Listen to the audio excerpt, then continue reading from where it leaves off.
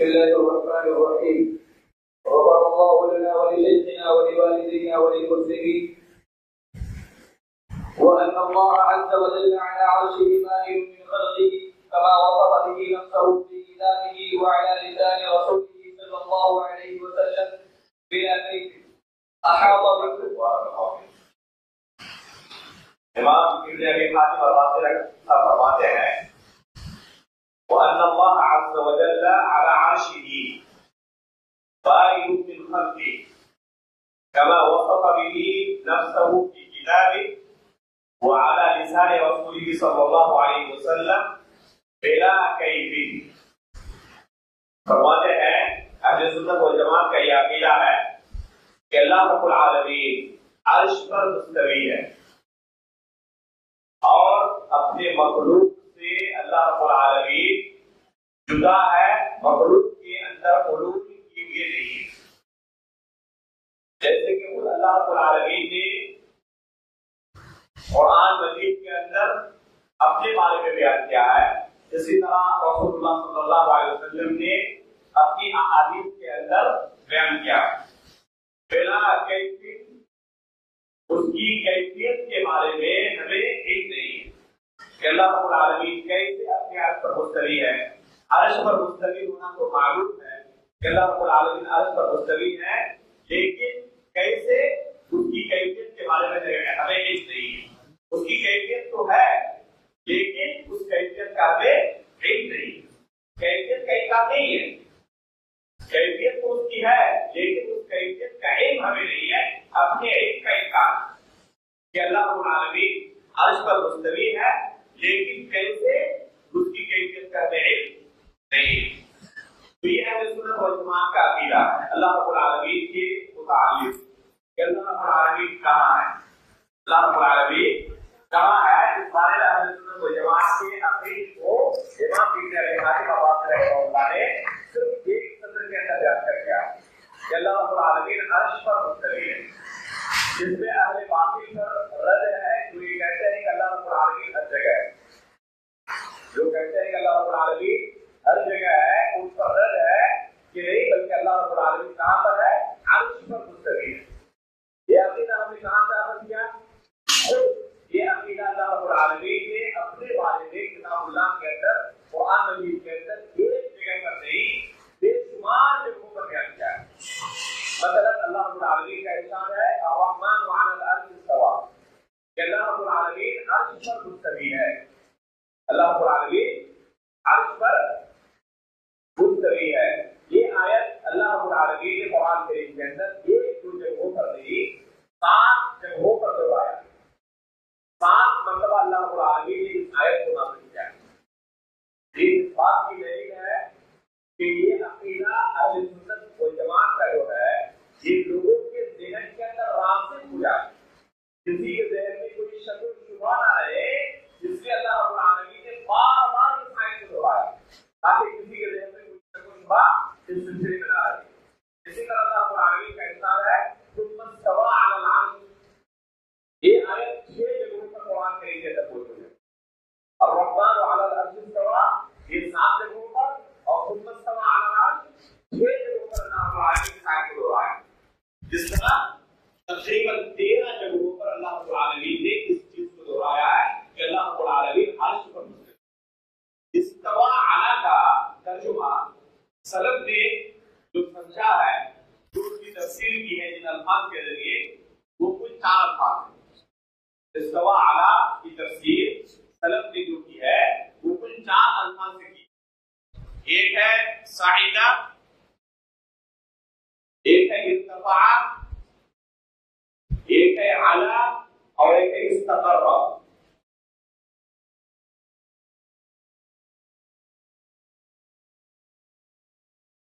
تو یہ ہے سلف کی تفسیر استوى علی کی. استوى علی العرش، الرحمن علی العرش استوى. تو جب استوا کا صلہ علی آئے تو اس کا معنی کلام عرب کے نزدیک، کلام عرب کے اندر اہل عرب کے نزدیک کیا ہوتا ہے؟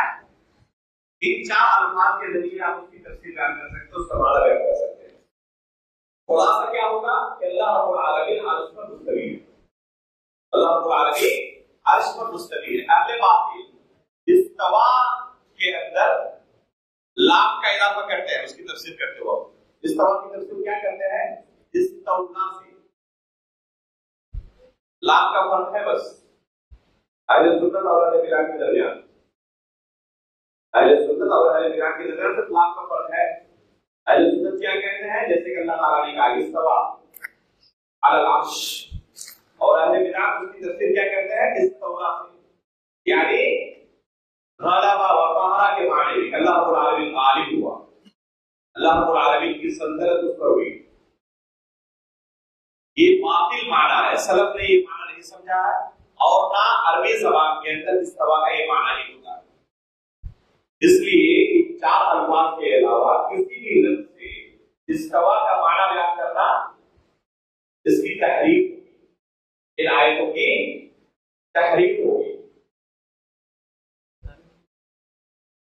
اگر کتاب و سنت کے نصوص کو دیکھا جائے اس مسئلے کے متعلق, تو شاید ہی کہ کسی دوسرے مسئلے کے متعلق اللہ رب العالمین نے اور رسول اللہ صلی اللہ علیہ وسلم نے اس قدر زور دیا ہو جس قدر اس مسئلے پر زور دیا ہے. چنانچہ بہت سارے علماء نے بیان کیا ہے, جیسے کہ شیخ الاسلام ابن تیمیہ رحمہ اللہ نے, اس طرح ابن قیم رحمہ اللہ نے نقل کیا ہے. فرماتے ہیں کہ اگر کتاب و سنت کے نصوص کو جمع کیا جائے صرف اس مسئلے پر کہ اللہ رب العالمین ہر جگہ نہیں عرش پر مستوی ہے, تو ان کی تعداد 1000 سے زیادہ ہو جائے گی. 1000 سے زیادہ دلیل ہو جائے گی کتاب و سنت کے اندر جن سے ثابت ہوتا ہے کہ اللہ رب العالمین کہاں ہے؟ عرش کے اوپر مستوی. اتنی زیادہ ترکیز کرنے کی وجہ کیا ہے؟ تاکہ لوگوں کے ذہن سے کفار و مشرکین کا جو عقیدہ تھا کہ اللہ تعالیٰ ہر جگہ ہے, یہ عقیدہ بالکل ختم ہو جائے, اور جو اللہ رب العالمین نے عقیدہ لوگوں کے لیے واجب قرار کیا ہے وہ عقیدہ راسخ ہو جائے. اس وجہ سے اس قدر ترکیز اس فرعون کا اور موسیٰ علیہ السلام کا عقیدہ کیا تھا؟ اللہ رب العالمین کے بارے میں آپ قرآن کریم کے اندر اس قصے کو پڑھیں, اللہ رب العالمین نے اس قصے کو نقل کیا ہے. فرعون اپنے وزیر حامان سے کیا کہتا ہے؟ یا حامان لیلی صرحا لعلی ابلغ اسباب السماوات لاطلع الى اله موسى وانی لأظنه كاذبا. فرعون اپنے وزیر حامان سے کہتا ہے کہ ایک لمبی سیڑھی بناؤ تاکہ آسمانوں کے اوپر جا کر میں موسیٰ کے رب کو دیکھوں. کہ موسیٰ علیہ السلام کیا کہتے ہیں کہ اللہ رب العالمین آسمانوں کے اوپر ہے. اللہ ایک لمبی سیڑھی بناؤ تو دیکھتے ہیں حقیقت میں ہے ہی نہیں. وَإِنِّي لَأَظُنُّهُ كَاذِبًا, اور خود یہ فرعون اقرار کرتا ہے کہ میں موسیٰ علیہ السلام کو جھوٹا تصدیق کرتا ہوں, جھوٹا سمجھتا ہوں. اللہ رب العالمین آسمانوں کے اوپر نہیں. یہ ایک طرف فرعون کا عقیدہ ہے کہ اللہ رب العالمین کے عرش پر آسمانوں کے اوپر ہونے کا انکار کر رہا ہے, اور دوسری طرف اللہ رب العالمین نے موسیٰ علیہ السلام کا عقیدہ بیان کیا ہے کہ اللہ رب العالمین کہاں ہے؟ آسمانوں کے اوپر ہے, عرش کے اوپر. اس لیے جو لوگ اللہ رب العالمین کے عرش پر ہونے کا عقلی دلائل کی بنا پر انکار کرتے ہیں, ذرا اپنے نفس کا محاسبہ کریں کہ وہ کن کے ساتھ جانا چاہتے ہیں, موسیٰ علیہ السلام کے ساتھ یا فرعون کے ساتھ. بہت سارے لوگ عقلی دلائل کی بنا پر کیا کرتے ہیں؟ اللہ رب العالمین کے عرش پر ہونے کا انکار کرتے ہیں.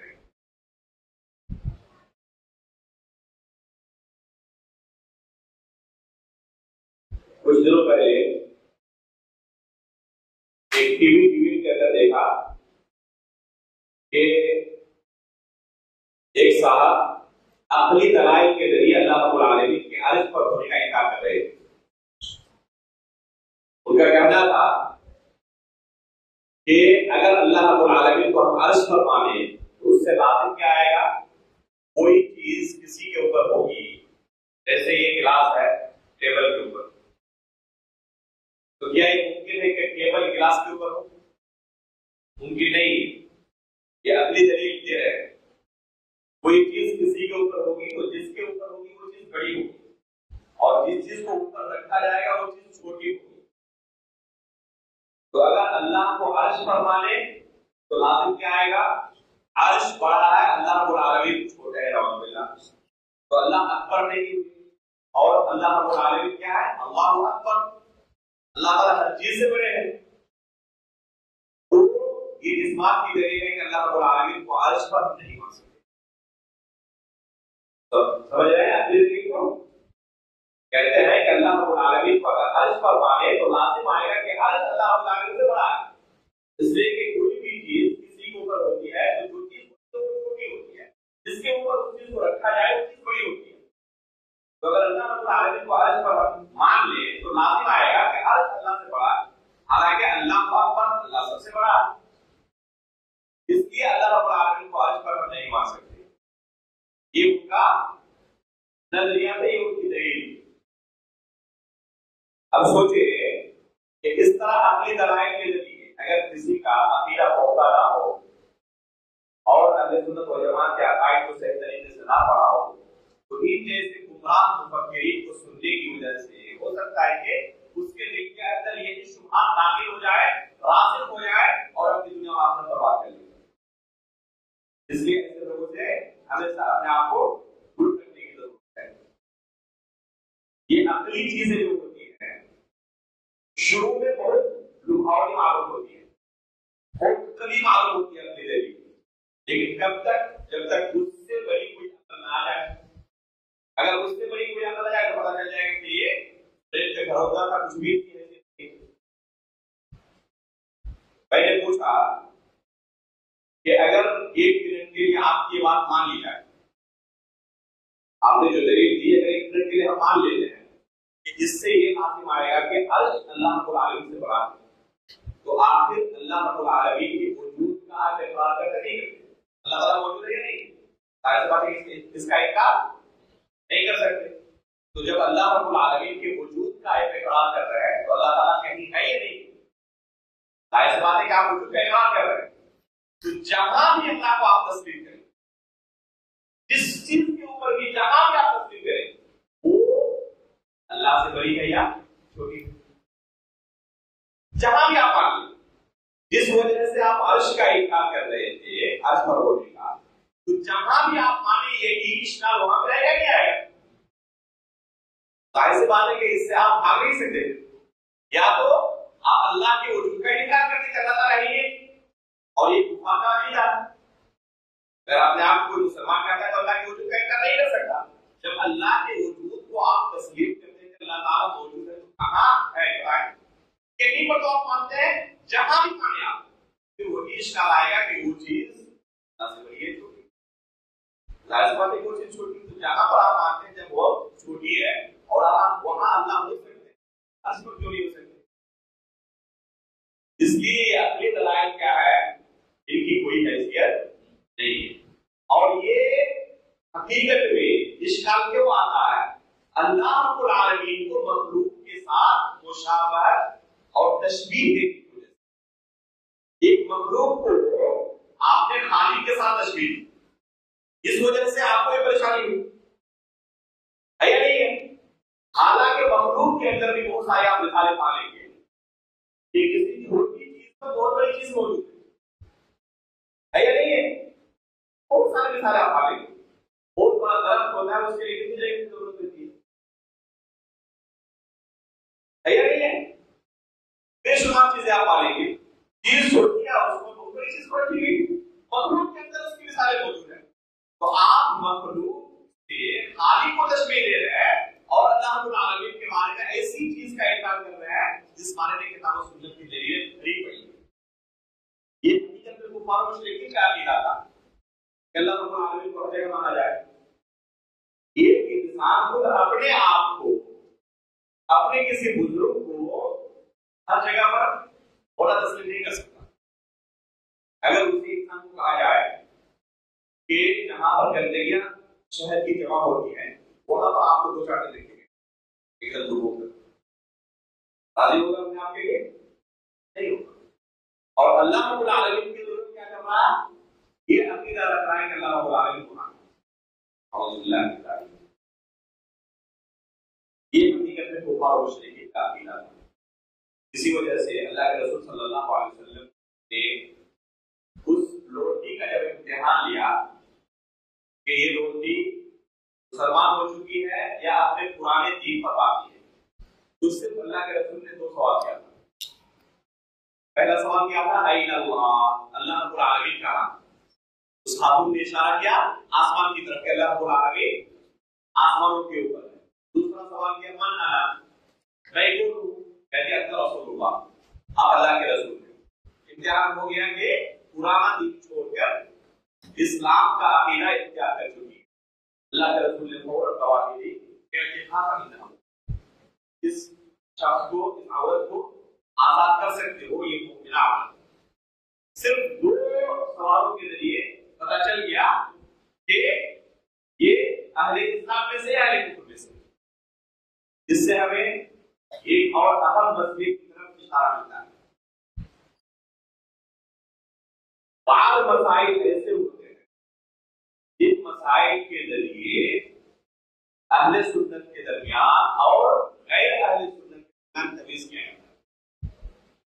تمام مسائل نہیں، بعض ایسے خاص مسائل ہوتے ہیں جن مسائل کے ذریعے تمیز کیا جاتا ہے. ہر زمانے میں رہا ہے. آپ سلف کی پوری تاریخ اٹھا کر دیکھ لیں، پائیں گے کہ ہر زمانے میں کچھ مسائل ایسے ہیں جن مسائل کے ذریعے اہل سنت کے درمیان اور اہل بدعت کے درمیان کیا کیا جاتا رہا ہے؟ تمیز کی جاتی رہی ہے، تفریق کی جاتی رہی ہے. اس مسئلے میں دیکھا جائے گا کہ وہ اہل سنت کے ساتھ ہے، اہل بدعت کے ساتھ ہے.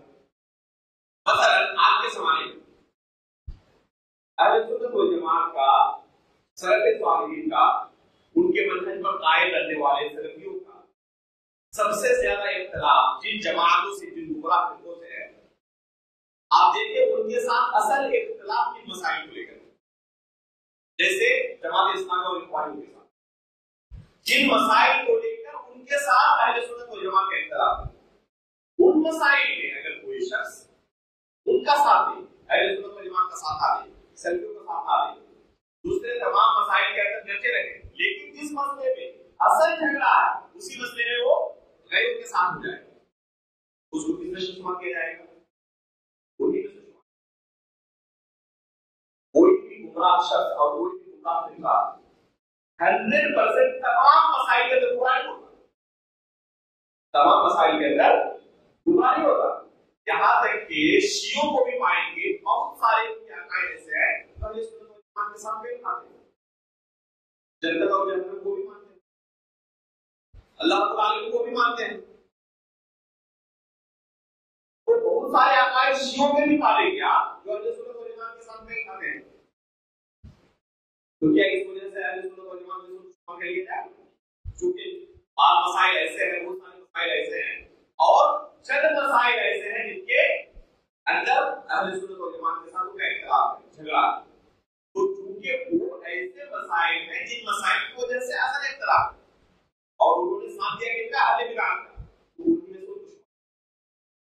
آج اگر کوئی شخص صحابہ اکرام کے بارے میں زبان دراز کرے، صرف ایک مسئلہ اس کے اندر بس گمراہی کا، صحابہ اکرام کے بارے میں کیا کرتا ہے وہ زبان دراز کرتا ہے، باقی تمام مسائل میں بھی اتفاق وہ اہل سنت و جماعت کے ساتھ رہے گا، اس کو اہل سنت و جماعت میں شمار کیا جائے گا یا اہل بدعت میں سے؟ اہل بدعت میں سے، کیونکہ یہ امتیازی مسئلہ ہے، یہ ایسا مسئلہ ہے جس مسئلے کے اندر بہت سارے اختلاف چل رہا ہے ہمارا.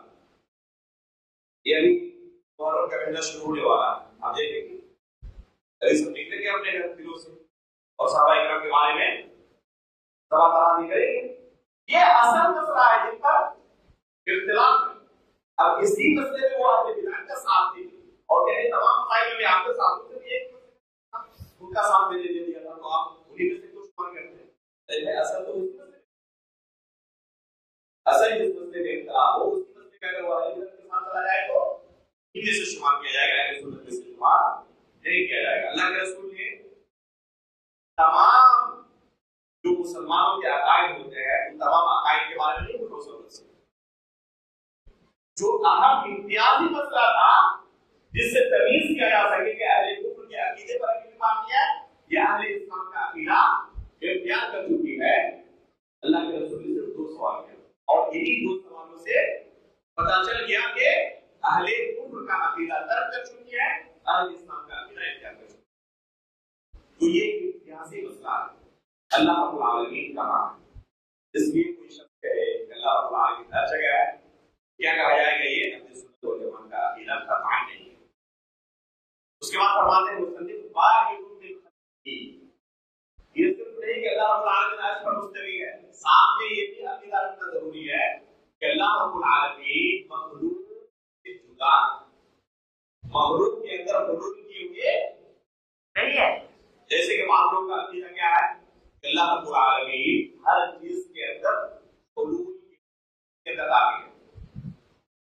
یہ حقیقت میں کفر کا عقیدہ تھا۔ آج بھی بہت سارے لوگ کیا کہتے ہیں؟ ہر کیریکٹر میں شک کرتے ہیں، کہتے نہیں کہتے؟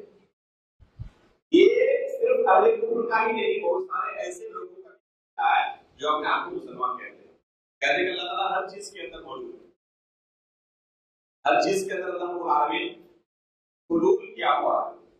یہ وحدت الوجود کا عقیدہ یہی سے پنپا ہے، یہاں تک کہ سلف صالحین نے ذکر کیا کہ اس سے خبیث کفر کہیں آپ نہیں پائیں گے۔ اس وجہ سے ابن عربی جو اس وحدت الوجود کے عقیدے کا بہت زیادہ بڑا پرچارک تھا، پرچار کرنے والا تھا، پھر اتفاق سلف صالحین نے اسے کیا کہا؟ کافر کہا۔ تو یہ عقیدہ کفری عقیدہ ہے کہ اللہ رب العالمین کو مخلوق کے اندر کیا کیا جائے؟ یہ عقیدہ رکھا جائے کہ اللہ رب العالمین مخلوق کے اندر حلول کیا ہوا ہے، ہر شخص کے اندر اللہ رب العالمین موجود ہے۔ اعوذ باللہ من ذالک۔ آپ لوگ کیا کہتے ہیں؟ اللہ تعالیٰ ہمارے دلوں کے یہ سمجھ رہے ہیں کہ بہت زیادہ تنویر کی بات کر رہے ہیں، حالانکہ یہ کیا عقیدہ ہے؟ یہ اہل کفر کا عقیدہ ہے، یہ اہل اسلام کا عقیدہ نہیں ہے۔ ایک مشہور شعر آپ نے سنا ہوگا، بہت سارے طلبا لائن میں اس شعر کو پڑھتے رہتے ہیں، حسبی ربی جل اللہ ما فی قلبی غیر اللہ۔ کیا معنی ہوا؟ وہی جو ابھی کہا گیا آپ کے ساتھ کہ میرے دل کے اندر اللہ کے علاوہ کچھ نہیں ہے۔ تو یہ وحدت الوجود کے عقیدے کی ترجمانی ہے۔ اس طرح کے بے شمار اشعار آپ کو مل جائیں گے۔ ایک اردو میں شعر ہے، پتہ نہیں کس طرح اس کے الفاظ ہیں، وہی جو مستوی تھا عرش بری پر اتر پڑا ہے مدینے میں مصطفیٰ کریم، اس طرح وہی جو مستوی عرش تھا خدا ہو کر اتر پڑا ہے مدینے میں مصطفیٰ ہو کر۔ اعوذ باللہ من ذالک۔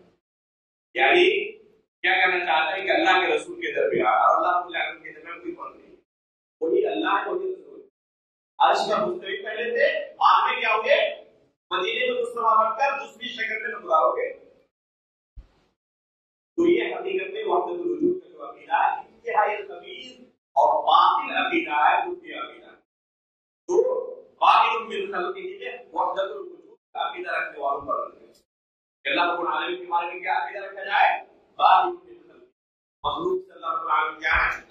جدا ہے، کما وصف به نفسه في کتابه وعلى لسان رسوله صلی اللہ علیہ وسلم۔ اس کے بعد آخر میں کیا کہا؟ بلا کیف، یہ بہت اہم ہے، اس کی کیفیت ہم بیان نہیں کریں گے کہ اللہ تعالیٰ کیسے مستوی۔ بہت سارے لوگ سوال کرتے ہیں کہ اچھا اللہ رب العالمین کو عرش پر مستوی مانتے ہیں، ذرا بتائیں کیسے مستوی؟ اس سے ہم کیا کہیں گے؟ پہلے اللہ تعالیٰ کے بارے میں بتاؤ، اللہ تعالیٰ کیسے کہہ سکتے ہو؟ جب اللہ رب العالمین کے بارے میں کیسے ہے، کیف کا سوال اللہ کی ذات کے بارے میں نہیں کہہ سکتا، تو اللہ رب العالمین کی صفات کے بارے میں کیف کا سوال کیسے کر سکتے ہو؟ اللہ رب العالمین کے تعلق سے کیف کا سوال نہیں کیا جائے گا، لیکن بلا کیف کا معنی کیا ہے؟ بلا کیف نعلم، بلا کیف مطلب بلا کیف نعلم، اس کی کیفیت کا ہمیں علم نہیں ہے، اس کی کیفیت کا ہم کرنے کا نہیں ہے، کی کیفیت ہوگی جیسے کہ اللہ رب العالمین کی شان کے لائق ہے، جیسے کہ اللہ تعالیٰ بہتر جانتا ہے، لیکن ہمیں اس کیفیت کا علم نہیں ہے۔ تو یہ ہے سنت والجماعت کا عقیدہ اس مسئلے کے بارے میں۔ آگے بڑھے۔ أحاط بكل شيء علما ليس كمثله شيء وهو السميع البصير الله أحاط بكل شيء علما۔ فوراً مصنف نے جیسے ہی کہا کہ اللہ رب العالمین عرش پر مستوی ہے، فوراً اللہ رب العالمین کے علم کے بارے میں بیان کیا، اور یہ قرآن کا منہج ہے۔ یہ قرآن کا منہج ہے کہ اللہ رب العالمین کے عرش پر ہونے کو جب اللہ تعالیٰ نے بیان کیا ہے تو وہاں پر اللہ رب العالمین کے علم کا تذکرہ کیا ہے اس آیتوں کے اندر۔ تو یہ حقیقت میں قرآن کا منہج ہے۔ کوئی یہ نہ سمجھے کہ اللہ رب العالمین جب عرش پر ہے تو ہمارے بارے میں نہیں جانتا، بلکہ اللہ رب العالمین گرچہ عرش پر مستوی ہے، اللہ کا علم ہر جگہ ہے، ہر چیز کو اس کا علم یہ احاطہ کیا ہوا ہے۔ احاطہ بکل شیء علما، حقیقت میں قرآن کیا ہے؟ ان اللہ ذلك بان اللہ على كل شيء قدیر وان اللہ قد احاط بكل شيء علما الا يعلم من خلق وهو اللطيف الخبير انه عليم بذات الصدور۔ ابھی ہم یہاں بیٹھے ہوئے ہیں، آپ کے دل کے اندر کیا کچھ ہو رہا ہے آپ کے بغل میں بیٹھے ہوئے کو پتہ نہیں، لیکن اللہ رب العالمین عرش پر ہونے کے باوجود دل کے اندر کھٹکنے والی باتوں کو بھی جانتے ہیں۔ انه علیم بذات الصدور، دلوں کے اندر کھٹکنے والی باتوں کو بھی اللہ رب العالمین جانتے ہیں۔ الا يعلم من خلق وهو اللطيف الخبير، جس اللہ نے ہمیں پیدا کیا کیا اسی اللہ رب العالمین کو ہمارے بارے میں علم نہیں ہوگا؟ الا يعلم من خلق، جس اللہ نے تمام مخلوقات کو پیدا کیا اپنے مخلوقات کے بارے میں اسے علم نہیں ہوگا؟ تو یہ اللہ رب العالمین کے بارے میں عقیدہ رکھنا ضروری ہے کہ اللہ رب العالمین عرش پر مستوی ہے، لیکن اس کا علم ہر چیز کو ہوگی، اس کا علم ہر جگہ ہے۔ یہاں تک کہ آپ یہاں بیٹھے ہوئے آپ کے گھر کے اندر کیا کچھ چل رہا ہے آپ نہیں جانتے، لیکن اللہ رب العالمین کا علم ہر جگہ ہوگی، اللہ رب العالمین ہر چیز کے بارے میں جانتے ہیں۔ لا يعزب عنه مثقال ذرة في السماوات ولا في الأرض ولا اصغر من ذلك ولا اكبر الا في كتاب مبين۔ جیسے اللہ تعالیٰ نے کہا ذرے کے برابر بھی کوئی اللہ رب العالمین ذرے کے برابر بھی کوئی چیز اللہ رب العالمین سے نہیں ہو سکتی۔ وما اوتیتم من العلم الا قلیلا، انسان تمہیں جتنا علم دیا گیا ہے ایک کو حقیقت ہے بہت کرتی ہے اللہ رب العالمین کے علم کے مطابق۔ یعلم ما بین ایدیہم وما خلفہم، مستقبل کے بارے میں، ماضی کے بارے میں، سب کچھ اللہ رب العالمین جانتا ہے۔ وعنده مفاتيح الغيب لا يعلمها ويعلم ما في البر والبحر وما تسقط من ورقة الا يعلمها۔ کسی درخت سے کوئی پتا بھی گرتا ہے تو اللہ رب العالمین کو اس پتے کے گرنے کے بارے میں بھی علم ہوتا ہے، جانکاری۔ یہ اللہ رب العالمین کا علم ہے۔ تو اللہ رب العالمین گرچہ عرش پر مستوی ہے، لیکن ہر چیز کے بارے میں تفصیل کے ساتھ، باریک بینی کے ساتھ اللہ رب العالمین علم، ذرے کے بارے میں کوئی اللہ رب العالمین کے علم سے خارج نہیں ہوتا۔ یہ ہے اہل سنت والجماعت کا عقیدہ۔ اس میں رد ہے کن پر؟ اہل باطل پر، جو تقدیر پر ایمان نہیں لاتے، جو تقدیر کا انکار کرتے ہیں، قدریہ پر جو کیا کہتے ہیں اللہ معروف و اللہ قدر، کسی چیز کے واقع ہونے کے بعد اللہ کو اس کا علم ہوتا ہے، جیسے کہ قدریہ کا نظریہ ہے، ان پر رد ہے کہ اللہ رب العالمین کا علم ہر چیز کو، کوئی بھی چیز ذرہ برابر بھی اللہ رب العالمین کے علم سے خارج نہیں ہے۔ اس کے بعد کہا لیس کمثلہ شیء وهو السمیع البصیر، اللہ رب العالمین کی طرف کچھ بھی نہیں ہے، کسی چیز سے اللہ رب العالمین کی تشبیہ نہیں کی جا سکتی۔ وهو السمیع البصیر، اور اللہ رب العالمین اسماء و صفات کے باب میں اصل کی حیثیت رکھتی ہے۔ اس میں دو گمراہ فرقوں پر اور دو باطل نظریوں پر رد ہے، مشبہہ پر اور معطلہ پر۔ لیس کمثلہ شیء، اس کے اندر مشبہہ پر رد ہے جو اللہ رب العالمین سے مخلوق کی تشبیہ دیتے ہیں، وہ السمیع البصیر کے اندر معطلہ پر رد ہے جو اللہ رب العالمین کے اسماء و صفات کا انکار کرتے ہیں۔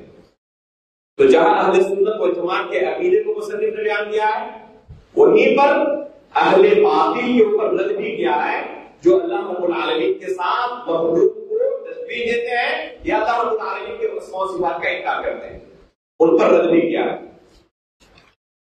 چنانچہ جو لوگ اللہ رب العالمین کے ساتھ مخلوق کو تشبیہ دیتے ہیں ان کی دو قسمیں ہیں۔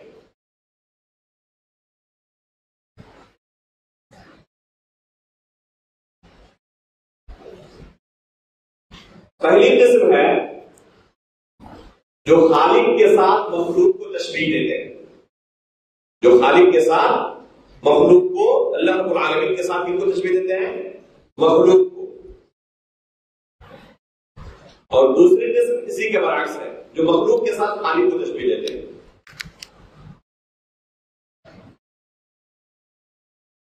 مثلا کیا کہتے ہیں کہ اللہ رب العالمین کے ہاتھ ہیں، کس طرح؟ ہمارے ہاتھ کی طرح۔ تشبیہ نہیں دیا۔ اللہ رب العالمین کے لیے بھی ہم صفت عین کا یعنی آنکھ ہونے کا عقیدہ رکھتے ہیں، لیکن ساتھ میں یہ بھی ملاتے ہیں کہ مخلوق کے آنکھ کی طرح اللہ رب العالمین کی آنکھ ہے، مخلوق کی آنکھ کی طرح اللہ رب العالمین کی آنکھ ہے۔ اللہ رب العالمین کے لیے ہاتھ کا عقیدہ رکھتے ہیں، اللہ رب العالمین کے لیے وجہ کا عقیدہ رکھتے ہیں، لیکن تشبیہ ساتھ میں دیتے ہیں کہ انسان کی طرح یا فلاں مخلوق کی طرح اللہ رب العالمین کی یہ صفات ہے۔ تو یہ اللہ رب العالمین کے ساتھ تشبیہ دینا ہوا۔ اس طرح کی تشبیہ کفر ہے، کیونکہ اللہ رب العالمین کے قول لیس کمثلہ شیء، اس کا انکار ہے۔ اگر کوئی تشبیہ دے رہا ہے اللہ رب العالمین کے صفات کی مخلوق کی صفات کے ساتھ، تو اس طرح کی تشبیہ کیا ہے؟ کفر ہے، کیونکہ لیس کمثلہ شیء کا اس میں انکار موجود ہے۔ چنانچہ امام بخاری رحمہ اللہ کے استاد نعیم بن حماد رحمہ اللہ فرمایا کرتے تھے، من شبہ اللہ بخلقہ فقد کفر، کہتے ہیں من شبہ اللہ بخلقہ فقد کفر، اگر کسی نے اللہ رب العالمین کو مخلوق کے ساتھ تشبیہ دی تو کیا ہو گیا؟ کافر ہو گیا، مسلمان نہیں رہ سکتا ہو۔ تو اس طرح بعض لوگ اللہ رب العالمین کو کیا کرتے ہیں؟ مخلوق کے ساتھ تشبیہ دیتے ہیں، اور بعض لوگ کسی کے برعکس کیا کرتے ہیں، جیسے کہ نصارہ کا عقیدہ کیا ہے، وہ مخلوق کو خالق کے ساتھ تشبیہ دیتے ہیں اور خالق کے درجے پر پہنچا دیتے ہیں۔ چنانچہ عیسیٰ علیہ السلام کے بارے میں کیا کہتے ہیں؟ عیسیٰ علیہ السلام کے تعلق سے وہی نظریہ رکھتے تھے، وہی عقیدہ رکھتے تھے جو کہ حقیقت اللہ رب العالمین کے لیے رکھنا چاہیے۔ اور بہت سارے لوگ بلکہ بہت سارے مسلمان اللہ کے رسول کے بارے میں بھی، یہاں تک کہ کچھ لوگ علی رضی اللہ تعالیٰ عنہ کے بارے میں، جیسے کہ گزشتہ درس میں بیان کیا گیا تھا، وہی نظریہ رکھتے ہیں، وہی صفات کو مانتے ہیں جو کہ اللہ رب العالمین کی صفات ہے۔ بہت سارے لوگ اپنے پیروں کے بارے میں، اپنے بزرگوں کے بارے میں وہی نظریہ رکھتے ہیں جو کہ اللہ رب العالمین کے تعلق سے رکھنا چاہیے، جیسے عالم الغیب ہونے کا نظریہ ہونا۔ بہت سارے لوگ کیا عقیدہ رکھتے ہیں کہ ہمارے جو پیر ہیں، ہمارے جو بزرگان دین ہیں، اپنے قبروں سے ہمارے احوال کے بارے میں علم رکھتے ہیں، حالانکہ یہ صرف کن کی؟ بس اللہ رب العالمین کے علاوہ کسی کے پاس یہ قدرت نہیں ہے۔ علم غیب یہ صرف اللہ رب العالمین کا خاصہ ہے۔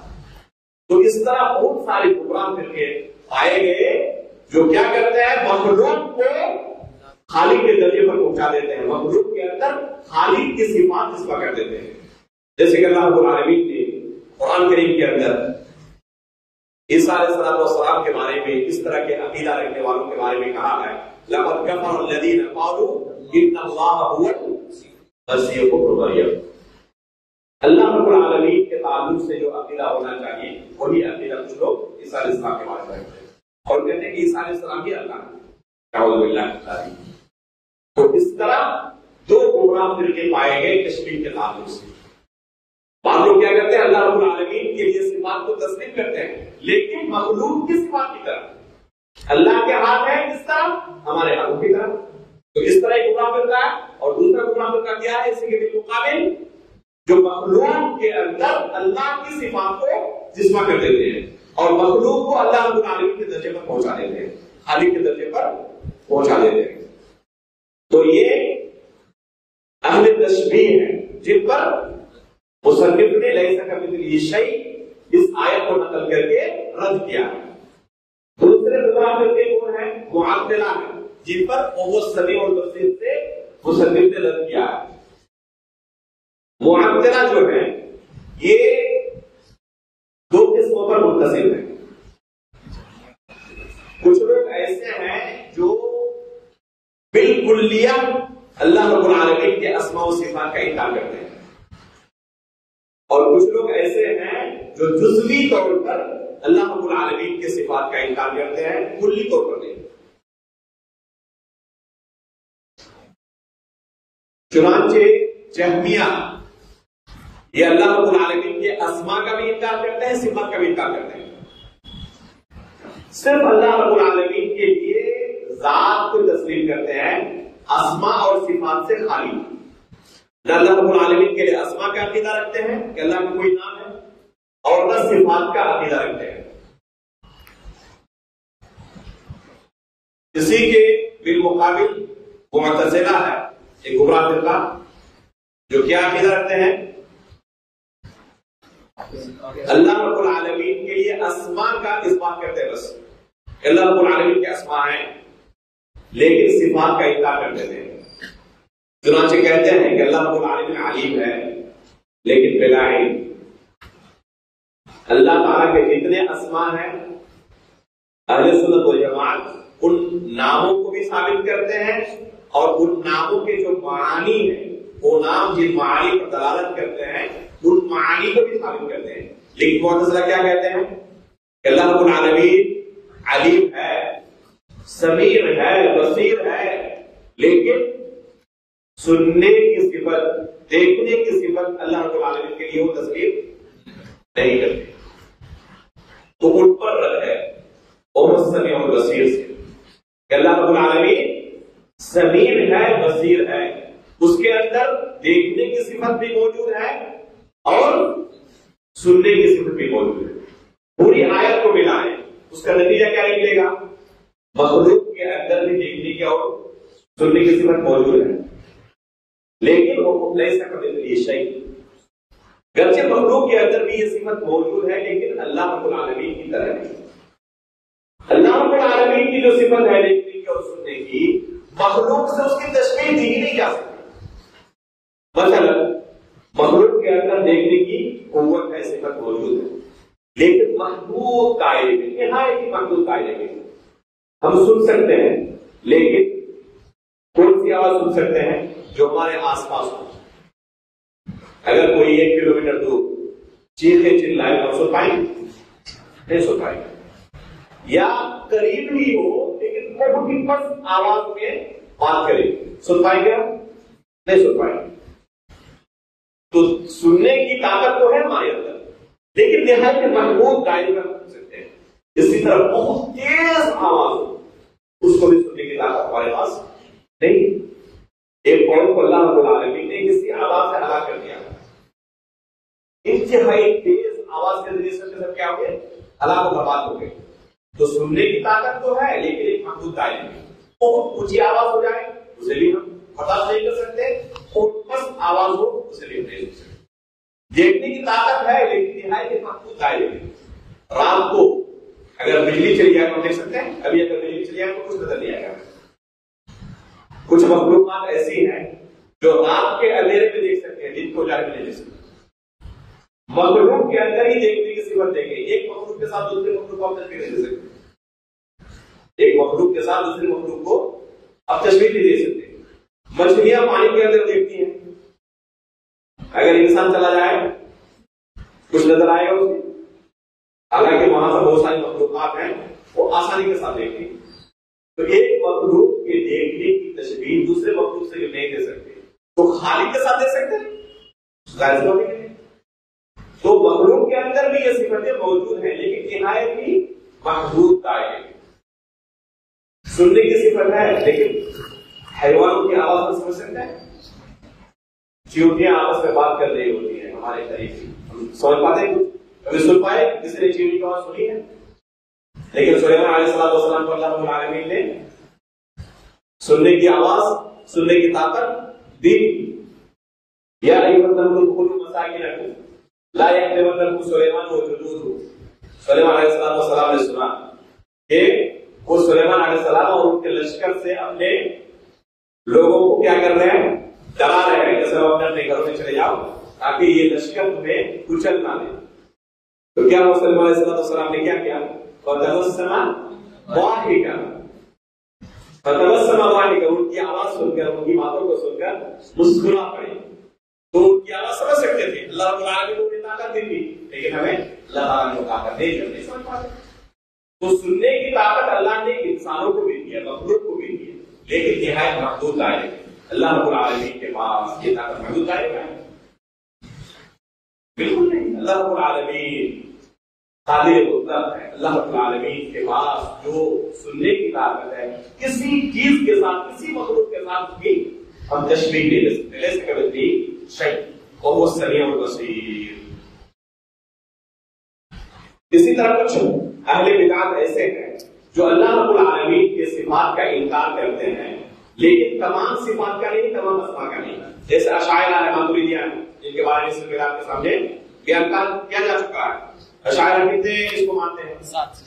صرف 7 کو تسلیم کرتے ہیں، باقی کو تسلیم نہیں کرتے۔ تو یہ جزوی انکار کرنے والے، یہ بھی معطلہ میں شمار ہوں گے لیکن کلی طور پر نہیں بلکہ جزوی طور پر۔ اہل سنت والجماعت کا عقیدہ کیا ہونا چاہیے کہ ہم اللہ رب العالمین کے لیے ان تمام اسماء کو اور صفات کو تعمیل کریں گے جن کا تذکرہ قرآن مجید کے اندر یا اللہ کے رسول کی احادیث کے اندر صحیح مسالے سے آیا ہوا ہے۔ ہم تمام اسماء کو، تمام صفات کو اللہ تعالیٰ کے لیے تعمیل کریں گے لیکن مخلوق کے ساتھ تشبیہ بھی نہیں دیں گے اور کسی بھی صفت یا کسی بھی نام کا انکار بھی نہیں کریں گے۔ یہ ہمارا عقیدہ اور منہج اللہ رب العالمین کے تعلق سے ہونا چاہیے۔ اس کے بعد پڑھیں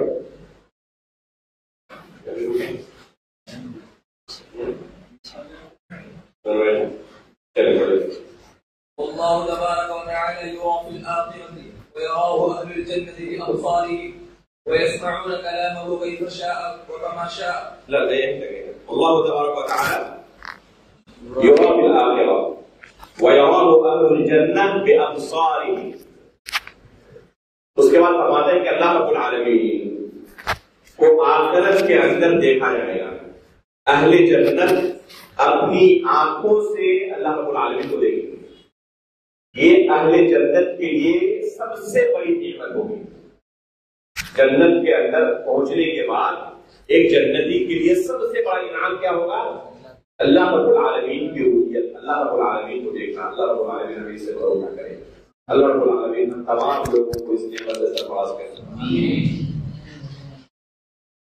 جیسے کہ اللہ کے رسول صلی اللہ علیہ وسلم نے صحیح مسلم کی حدیث ہے بیان کیا ہے کہ اہل جنت کے لیے سب سے بڑی نعمت کیا ہوگی؟ یہی نعمت ہوگی کہ اللہ رب العالمین کو وہ جنت میں دیکھیں گے۔ چنانچہ اللہ رب العالمین نے قرآن کریم کے اندر بیان کیا ہے للذین احسنوا الحسنى وزیادہ۔ الحسنى کا کیا معنی ہے؟ للذین احسنوا الحسنى وزیادہ۔ حسنى سے مراد زیادہ، جنت، اور زیادہ سے مراد جیسے کہ اللہ کے رسول نے خود اس کی تفسیر کی ہے کہ اللہ رب العالمین کی رؤیت اس سے مراد ہے۔ جیسے کہ صحیح مسلم کے اندر یہ حدیث موجود ہے، اللہ کے رسول نے خود اس کی تفسیر کی ہے کہ زیادہ سے مراد کیا ہے؟ اللہ رب العالمین کی رؤیت ہے۔ یہ مقام و مرتبہ کنہیں حاصل ہوگا؟ للذین احسنوا۔ کیا معنی؟ للذین احسنوا الحسنى وزیادہ۔ جنت میں بھی اور جنت کے اندر بھی اللہ رب العالمین کی رؤیت حاصل ہوگی۔ کن کو؟ للذین احسنوا. کیا معنی للذین احسنوا؟ یہ کون بیان کر سکتا ہے؟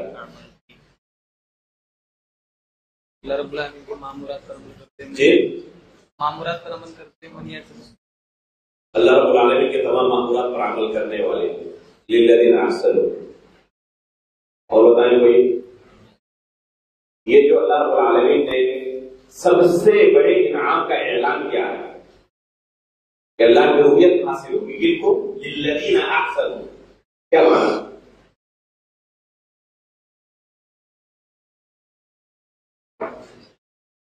جی بتائیں.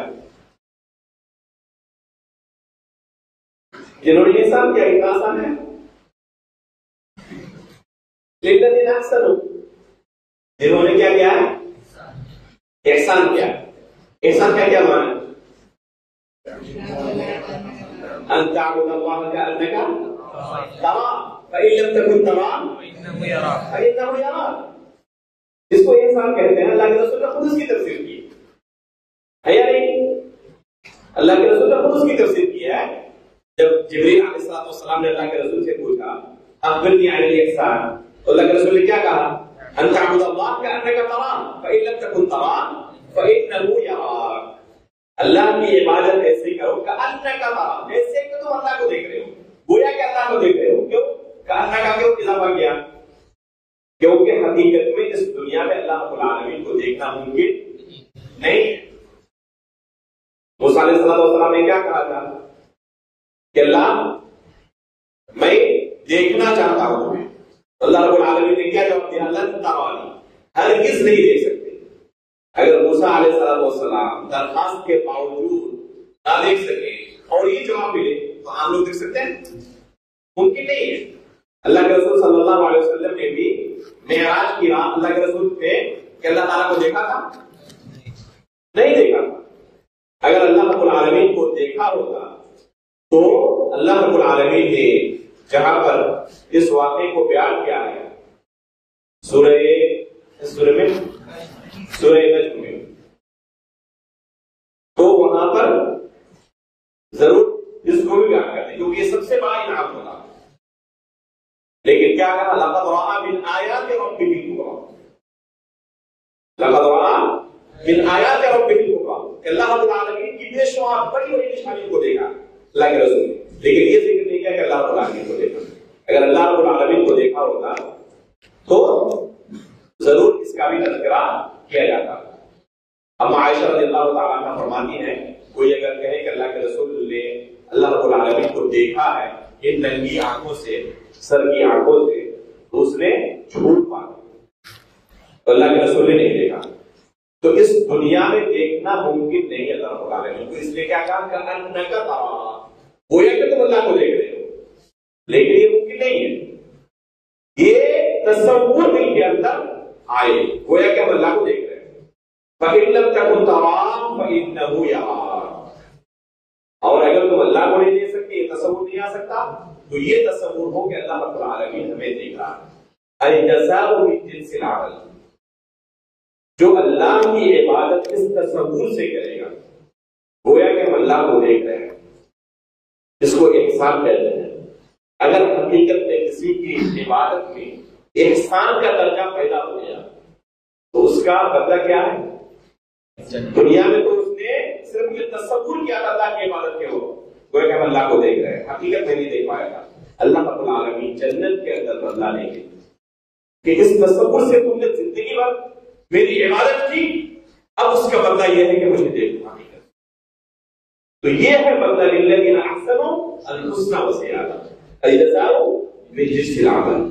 جیسا اس کا نظریہ تھا دنیا میں زندگی بھر اس کی کسی احسان کے نظریے سے اللہ رب العالمین کی عبادت کی گویا کہ ہم اللہ کو دیکھ رہے ہیں. اگر یہ احسان کا درجہ حقیقت میں پیدا ہوا عبادت کے اندر بندگی خلوص خشوع تواضع جس طریقے سے اللہ کی اگر کوئی عبادت کرے اس کے لیے اللہ تعالیٰ نے کیا بدلہ رکھا ہے؟ اللہ رب العالمین کی رؤیت اسے جنت میں حاصل ہوگی. تو اللہ رب العالمین کی رؤیت کا انکار اہل سنت والجماعت نہیں کرتے. باطل فرقے اللہ رب العالمین کی رؤیت کا انکار کرتے ہیں. ان میں سے مشہور فرقہ کون سا ہے؟ معتزلہ کا جو اللہ رب العالمین کی رؤیت کا انکار کرتے ہیں، جو اللہ کی رؤیت کا انکار کرتے، کیا ان کو یہ نام حاصل ہوگا، یہ نعمت حاصل ہوگی؟ نہیں. ظاہر سی بات ہے کہ جو عقیدہ ہی نہیں رکھتا تو وہ بدرجہ ہوا اس سے محروم کیے جائیں گے. اس بارے میں ایک دو نہیں بے شمار حدیثیں موجود ہیں. چنانچہ علامہ البانی رحمہ اللہ نے ذکر کیا ہے کہ رؤیت کی حدیث کو تقریباً 30 صحابہ اکرام نے روایت کیا، کسی ایک دو صحابی نے نہیں. اس لیے اہل سنت والجماعت کا ایک متفقہ عقیدہ ہے کہ اللہ رب العالمین کو جنت میں اہل جنت دیکھیں گے، اور اللہ کے رسول نے اس کی تفسیر بھی کی ہے کہ وضاحت کے ساتھ بیان کیا ہے کہ اللہ رب العالمین کو دیکھنے میں کسی طرح کی کسی کو پریشانی نہیں ہوگی. جیسے کہ چاندنی رات میں چاند کو دیکھنے میں کوئی پریشانی کسی کو ہوتی ہے، تو اللہ رب العالمین کو دیکھنے میں کوئی پریشانی کسی کو نہیں ہوگی. یہ رؤیت انعام اور اکرام کن کو حاصل ہوگا؟ مؤمنین کو، اہل ایمان کو، اہل جنت کو، جنتیوں کو یہ رؤیت انعام اور اکرام حاصل ہوگا، اور دوسرے لوگ اس سے محروم رہیں گے. جیسے کہ اللہ رب العالمین نے کیا کہا ہے، کلا انہم عن ربہم یومئذ لمحجوبون، کہ ان کو محروم کر دیا جائے گا اللہ رب العالمین کی رؤیت سے. تو جو کفار ہوں گے، جو اللہ رب العالمین پر ایمان نہیں رکھتے، وہ اس عظیم نعمت سے محروم کر دیے جائیں گے، ان کو یہ نعمت حاصل نہیں ہوگی. یہ نعمت کن کو حاصل ہوگی؟ اہل جنت کو. جیسے کہ اللہ تعالیٰ نے کہا وجوہ یومئذ ناظرہ الی ربہا ناظرہ، کچھ چہرے اس دن تر و تازہ ہوں گے، اللہ رب العالمین کی طرف دیکھ رہے ہوں گے. تو یہ اہل جنت کے لیے خوشخبری ہے. اللہ رب العالمین سے ہم دعا کرتے ہیں کہ اللہ رب العالمین ہمیں اس نعمت سے محروم نہ کرے. اللہ رب العالمین ہمیں ان لوگوں میں سے بنائے جو اللہ رب العالمین کو دیکھیں گے، اللہ کی رؤیت جنہیں حاصل ہوگی، رؤیت انعام و اکرام، رؤیت غضب نہیں، بلکہ اللہ رب العالمین کا رؤیت انعام و اکرام ہمیں حاصل ہو. ہم اللہ رب العالمین سے اس کی دعا کرتے ہیں. یہی سے آج کے درس کو ہم روکتے ہیں انشاءاللہ. اس کے بعد ہمارے حصہ ہوگا انشاءاللہ اگلے ہفتے اسی دن سوموار کو عشاء کی نماز کے بعد آگے